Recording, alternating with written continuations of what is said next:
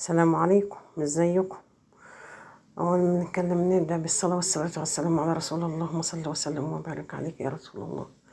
تعالى نبدا اعمل معاكم وصفه بالباذنجان جديده جميله وخفيفه واكله حلوه وغير مكلفه. تنفع معاكي في الفطار، تنفع معاكي في العشاء، تنفع معاكي مقبلات جنب الاكل. تابع الفيديو وانت تشوف هنعمل ايه.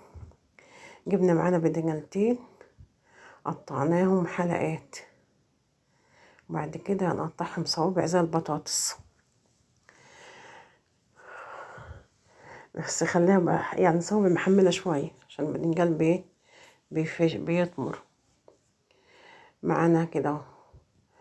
حطيناهم في البولة، حطيت عليهم شوية ملح وقلبتهم مع الملح وسبتهم شوية، نسيبهم نص ساعة ربع ساعة زي ما انت عايزة. هنعمل معاكم التتبيلة. معايا 3 بيضات ونص معلقة فلفل اسمر ونص معلقة ملح. حاولي ما تكتريش الملح عشان خاطر احنا حاطين ملح على الباذنجان. وحطيت معلقتين دقيق، وما بنحطش لبن ولا اي حاجة.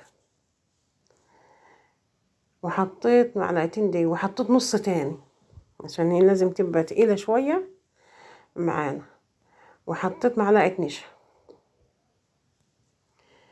بتقلبي كده لحد ما لقيت المعلقة من الشوكة مش نافعة. جبت المضرب السلك، هوريكم السمك بتاعها. وجبنا الباذنجان بعد ما نزل مية شوية من الملح اللي حطيناه، وحطيته على البلانشة بتاع فوق مناديل، ممكن تحطيه على فوطة. وحطيت فوق مناديل ونشفت، يعني نشفت قدر الامكان على قد ما يعني اتنشف معايا. حاولت ان انا انشف المية اللي فيه كلها. وانا صباح، ودي قناتي، واللي معايا لحد دلوقتي يحط لايك، واللي ما اشتركتيش اشترك، وانت قاعدة تتفرج على الفيديو كده دوس على الاشتراك. واكلة بسيطة وسهلة وطعمة جميلة جدا جدا جدا. جربيها مش هتندمي.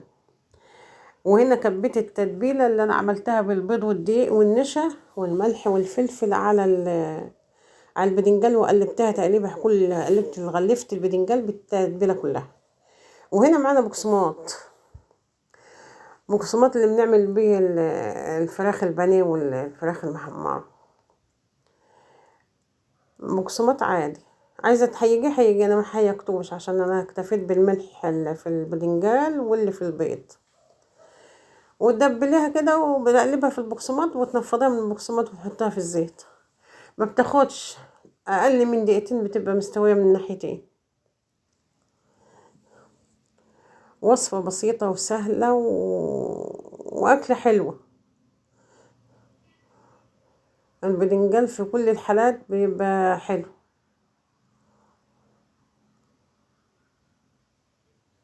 ويأكل ويشبع. وطلعته على مناديل لونه دهب وطلع مقرمش وجميل جدا. دي الطاسة التانية. لو حسيت ان الطاسة فيها بواقي من البقسماط تصفي الزيت. مش ما غيرتوش، انا صفيته. هوريكم دلوقتي انا صفيته ازاي، يعني صفيته معاكم. تعالوا على ما نخلص نعمل التتبيلة. حاجة كده حلوة حرشة هتتحط جنبيه. قرنين فلفل رومي معايا، قطعتهم مكعبات صغيرة على البلانشة كده زي ما انتم شايفين. ومش عايزة البلانشة دي تتزحلق معاك من على الرخامة، تبلي منديل وتحطيه تحتيها تثبت معاكي، تعمل عليها كل حاجة.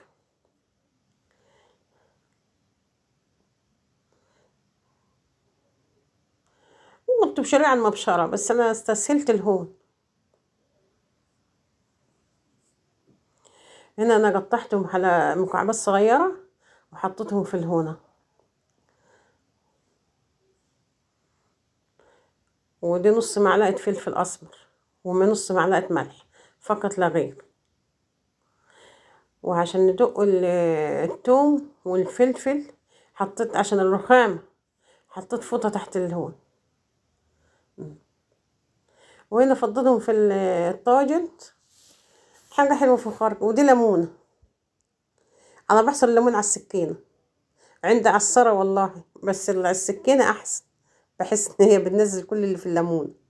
وقلبتهم بس وخلاص، ملح وفلفل وفلفل اسمر، وكده خلص البرنجال قليتها. وموروه لكم على البرنجالة، طعمه حلو قوي. وبص وبيقرش وجميل جدا. واعملي سندوتش كده زي ما انا عملته، حط عليه من التتبيلة وكلي، وبالهنا والشفا، وصحتين على قلبكم. وصفة جميلة وطعمة، وتأكل اللي ما يعرفش ياكل ياكل، وبتفتح النفس. في أحلى من كده ولا أوفر من كده ولا ألذ من كده. أكلة بتاعتنا شعبية جميلة جدا.